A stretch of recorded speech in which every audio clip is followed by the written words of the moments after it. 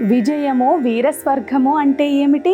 వీరస్వర్గం అంటే సకల సుఖాలు, అన్ని భోగాలను యుద్ధంలో విజయం సాధిస్తే ఈ భూమి మీద పొందవచ్చు. అదే వీరస్వర్గమును అలంకరిస్తే అక్కడ భూమి మీద పొందే సుఖాలే అనుభవించవచ్చు. విజయమైన వీరస్వర్గమైన ఒక్కటే అన్నట్టు సాగిపోతామనటంలో అర్థం అదే. దీని పరమార్థం గెలుపు ఓటములు. ఒక్కసారి ఒక్కో పని చేయటం వల్ల ఓటమే ఎదురవుతుంది.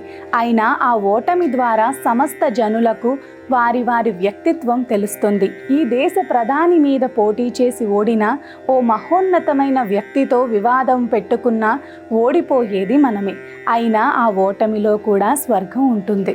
సరైన కారణం లేకుండా ఎవరిని పడితే వారి మీదకు వెళితే ఒక్కోసారి నవ్వుల పాలు కావాల్సి ఉంటుంది. పిరికితనంలో లభించే భద్రత, సుఖం కంటే ధైర్యంతో సంపాదించే విజయమైన వీరస్వర్గమైన ఒక్కటేనన్నది భావం.